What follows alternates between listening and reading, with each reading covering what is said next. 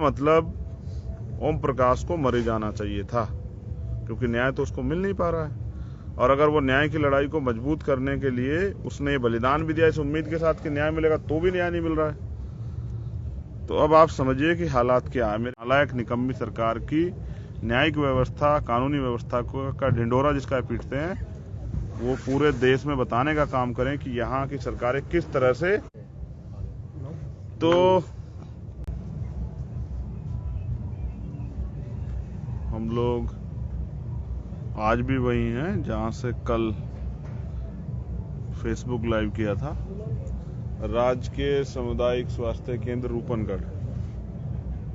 और जैसा मैंने आपको समय दिया था 10:30, लेकिन किन्हीं कारणों से हम लोग लेट हो गए, क्योंकि अभी सबका साथी जो हैं, जो आंदोलन में हैं, वो किसी विषय पर चर्चा कर रहे हैं। तो रूपनगढ़ नौसल गांव का जो मामला है, ओम प्रकाश रैगर जिन्होंने सुसाइड किया, किन परिस्थितियों में किया, किन कारणों से किया, उसके लिए सब चीजें पिछले 2 दिन से चर्चा में ही है।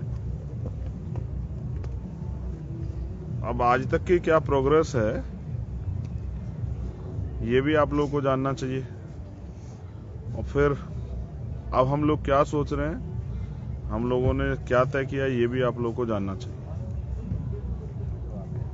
तो बहुजन समाज में जन्मे सभी संतों, गुरुओं, महापुरुषों को नमन करते हुए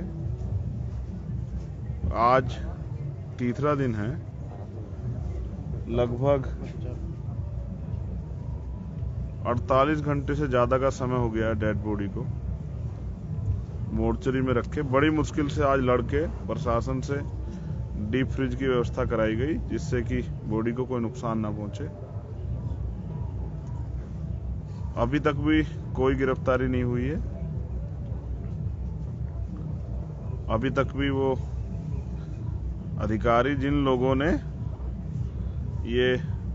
जिनके कारण ये सब हुआ, अभी तक भी वो खुली हवा में घूम रहे हैं, अभी तक वो गिरफ्तार नहीं हुए हैं। और भी कई चीजें जिनको मैं महसूस करता हूं। मेरी अभी बात हुई पीड़िता की माँ, पीड़ित जो है परिवार, उनसे, यानी कि ओम प्रकाश की जो मम्मी है, उनसे। तो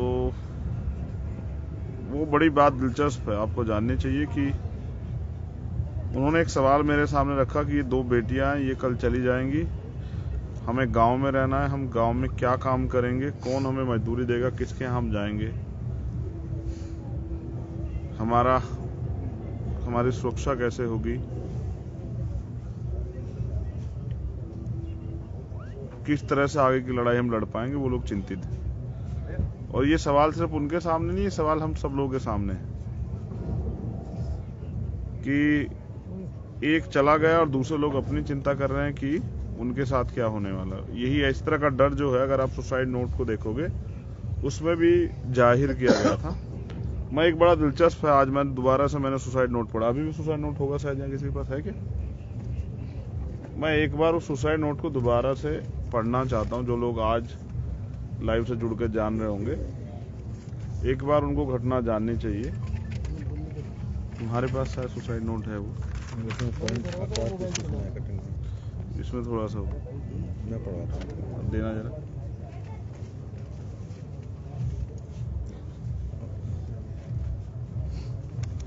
पूरी घटना ये है कि 24 अक्टूबर को ओम प्रकाश के पिताजी के साथ उनकी मां के साथ मारपीट हुई। ओम प्रकाश पढ़े लिखे नौजवान हैं, वो महाराष्ट्र में, मुंबई में जॉब करते हैं। 1 अक्टूबर को गए थे अपने पिता के साथ हुए अन्याय पर रिपोर्ट लिखाने। 24 तारीख को रिपोर्ट नहीं लिखी गई, 25 तारीख को रिपोर्ट लिखी गई। वो भी तब जब ओम प्रकाश ने कहा कि हम कोर्ट जाएंगे। रिपोर्ट लिखने के अनुसार एसएचओ ने कह दिया कि तुम्हारे खिलाफ भी मुकदमा दर्ज होगा, तुम्हारा दिमाग खराब हो गया है। उसके बाद हुआ भी ऐसा, 2 घंटे बाद एक चोरी का मुकदमा, झूठा मुकदमा उनके खिलाफ दर्ज कर दिया गया और ये सूचना भेजी गई गांव में कि जो भी इनकी मदद करेगा उसके खिलाफ ऐसे ही कार्रवाई होगी। फिर जो SC/ST एक्ट में जो डिप्टी एसपी जांच करते हैं, वो डिप्टी एसपी आए, उल्टा ओम प्रकाश को, उसके परिवार को धमकाया, बेइज्जत किया और जाकर मेरा यहाँ से जाकर बैठ गए विरोधी पक्ष के पास। 3 घंटे वहीं रहे, खूब चाय नाश्ता किया, उसके बाद लौट गए और उल्टा इनसे कहा जब ये उनसे मिलने गए कि क्या तो उसमें उस मुकदमे वापस ले लो वरना तुम्हें चालान करके जेल भेज दिया जाएगा। इसके बाद 1 तारीख तक ओम प्रकाश लड़ता रहा, बार बार थाने गया, अपमानित होता रहा। फिर उसने एक सुसाइड नोट लिखा और फाइनली 1 तारीख को उसने सुसाइड कर लिया। अब सुसाइड नोट में क्या है, जो लोग आज इस घटना के बारे में जान रहे हैं उनको मैं पढ़ के सुना दूं।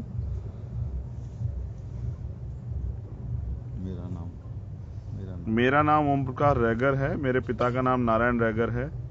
दिवाली के दिन हम अपने खेत में गवार बाजरे की फसल इकट्ठा कर रहे थे, तभी कृष्णराम गुर्जर व इनके 2 भतीजे कानाराम व नंदराम जबरदस्ती हमारे खेत में भेड़ बकरी चराने लगे तथा जब पापा ने इनका विरोध किया तो उन्होंने लाठियों से मारा पीटा। मेरे पापा विकलांग हैं, उन्होंने कैसे तैसे करके जान बचाई और गांव की तरफ भागे। मुझे और मेरी मम्मी को पूरी घटना बताई। जब हम वहां पहुंचे तो उन्होंने हमें भी घेर लिया तथा हमें भी जाति सूचक शब्दों से अपमानित किया। कहा कि तुम हमारा कुछ नहीं बिगाड़ सकते। ये लोग यह हर साल हमारे साथ ऐसा ही करते हैं। जब हम खेत पर का काम लास्ट में अपनी फसल को तैयार करते हैं उससे पहले ये लोग अपनी भेड़ बकरियों को हमारे खेत में डाल देते हैं और हमें परेशान करते हैं। मेरे पापा 4 महीने खेत में ही सोते हैं, चाहे बारिश हो या सर्दी या गर्मी। जब हम वारदात होने के बाद थाने में FIR कराने गए तो वहां थानाधिकारी के पास किसी का फोन आ गया कि इनका केस मत लेना और हमें वहां से मेडिकल करवाने के बाद डरा धमकाकर भगा दिया गया। बोले कल आना। अगले दिन जब हम वहां गए तो बोला कि हमने सुबह आने के लिए बोला था, अब आप लोग कल आना। हमने कोर्ट में जाने का नाम लिया तो उन्होंने हमारी FIR लिखी, लेकिन केस को बहुत हल्का कर दिया ताकि हम कुछ भी ना कर सकें। इसमें हमारे गांव के पूर्व सरपंच रणजीत सिंह राठौड़ गुर्जर वोट बैंक पाने के लिए शामिल हो गया। उसकी जान पहचान बहुत बड़ी है, इसलिए उसने और थानाधिकारी अयूब खान इन्होंने मिलकर मेरे छोटे भाई राहुल और मेरे अंकल युगल किशोर पर झूठी रिपोर्ट दर्ज करवा दी तथा जो डिप्टी, आप जानते हैं शेड्यूल कास्ट के मामलों की जांच हमारे यहाँ CO करते हैं यूपी में, तो यहाँ उप अधीक्षक यानी कि डिप्टी उनको कहते हैं वो करते हैं। डिप्टी लोकेंद्र दादरवाल हमारा बयान करने मेरे गांव आया तो वह भी रणजीत सिंह राठौड़ के घर जाकर बैठ गया और यह सब मिल गए। आज तक कोई भी कार्रवाई नहीं की गई। मैं अपने माँ बाप का आत्मसम्मान नहीं बचा पाया, मैं अपने माता पिता का आत्मसम्मान नहीं बचा पाया। उनके सामने जाने में भी मुझे शर्मिंदगी महसूस होती है, जिन्होंने मुझे इतना पढ़ाया। आज मैं उनकी रक्षा व आत्मसम्मान नहीं बचा पाया। मैंने जिस संविधान को पढ़ा और समझा फिर भी मैं कुछ कर नहीं पाया। इस सिस्टम की वजह से और गांव वाले पूर्व सरपंच की वजह से इनके पास धन में पॉलिटिकल बल है। मेरे केस को उन्होंने पॉलिटिकल बना दिया और मैं सिर्फ देखता रह गया। मैंने कानून की सहायता ली जबकि इन्होंने हम पर एक झूठा केस बना दिया। जो मैं अब कर रहा हूं मुझे पता है बहुत गलत। अब मेरे पास इसके अलावा इसके सिवा कुछ ऑप्शन नहीं है। मेरी माँ मैं तेरा इस जन्म में हो नहीं सका, मुझे माफ करना। और मेरी सिस्टर नीतू, मैं तेरे लिए कुछ नहीं कर पाया, मुझे इस बात का बहुत बड़ा अफसोस है। नीतू, मम्मी पापा का ध्यान रखना और कार्रवाई करवाना, चाहे अपना सब कुछ बिक जाए, छोड़ना मत इन सबको। पुलिस का यह वाक्य आम जनता में विश्वास और अपराधियों में भय, उसका आपको उल्टा कर लेना चाहिए। आम जनता में भय और अपराधियों में विश्वास। मेरा समाज आज भी इन सब परिस्थितियों से गुजर रहा है और उस रणजीत सिंह राठौड़ ने गुलाम बनाकर रखा है। पहली बार मैं थाने गया, उसकी बात नहीं मानी तो उसने कोई कार्रवाई नहीं होने दी। मेरी एक लास्ट इच्छा है कि भीम आर्मी के संस्थापक मेरे साथ जो हुआ वो न्याय दिलाए और अपने हाथों से मेरा अंतिम संस्कार करें। मेरा समाज आज भी गुलामी में जी रहा है। वह नीच जाति के लोगों जैसे शब्दों से पूरे गांव में अपमानित होते हैं और उन्हें डर रहता है कि और वो रणजीत सिंह खिलाफ एक शब्द नहीं बोल सकते। मेरा समाज के 4-5 लोग जो इसके तलवे चाटते हैं, उनसे विनती है कि आप इनकी गुलामी ना करें और एक बेटे को अपनी मम्मी पापा और सिस्टर से दूर ना करें। मुझे पता नहीं अब ये लोग क्या करेंगे, बट मेरे मम्मी पापा और परिवार को बचा लेना। चंद्रशेखर आजाद रावण से ये मेरी विनती है। जय Bhim. I love my family. अलविदा। ये सुसाइड नोट जिसमें कई चीजें गंभीर रूप से उसने कही, आरोप लगाए जिन लोगों की वजह से सुसाइड कर रहा है, लेकिन अब तक उनकी कोई गिरफ्तारी नहीं हुई। ये राजस्थान सरकार की न्यायिक व्यवस्था है जिसकी पीठ थपथपाते हैं यहाँ के मुख्यमंत्री। मुझे ये भी कहने में बड़ा कोई गुरेज नहीं कि सरकार चाहे कांग्रेस की और बीजेपी की, हमारे साथ अन्याय बरकरार होता है, सत्ता का चरित्र एक होता है। पिछले 3 दिन से किसी सरकार के नुमाइंदे ने पीड़ित परिवार से बात नहीं की, उनकी सुध नहीं ली। यहाँ तक यहाँ के डीएम और एसपी भी यहाँ तक इस परिवार का हाल जानने नहीं आए। इसका एक कारण भी है।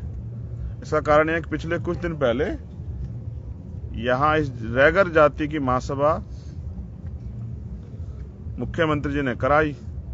अब मुख्यमंत्री जी को विश्वास है कि रैगर समाज के जो सीनियर लोग हैं वो तो अपने जो कमिटमेंट मुझसे हुआ उसके लिए मेरे साथ रहेंगे, तो कुछ दिनों बाद ये लोग बैठे रहेंगे, उसके बाद चले जाएंगे। और हो सकता है इसी वजह से मुख्यमंत्री चैन से अपने घर बैठे। उनको लगता है कि ये लोग मेरे खिलाफ तो जाने से रहे।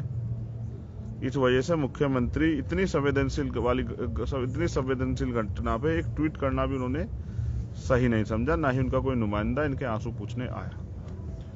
अब सवाल ये है, इसका मतलब ओम प्रकाश को मरे जाना चाहिए था, क्योंकि न्याय तो उसको मिल नहीं पा रहा है। और अगर वो न्याय की लड़ाई को मजबूत करने के लिए उसने बलिदान भी दिया इस उम्मीद के साथ कि न्याय मिलेगा, तो भी न्याय नहीं मिल रहा है। तो अब आप समझिए कि हालात क्या है। मेरे आज और हरियाणा का मामला एक ध्यान में आया, जहां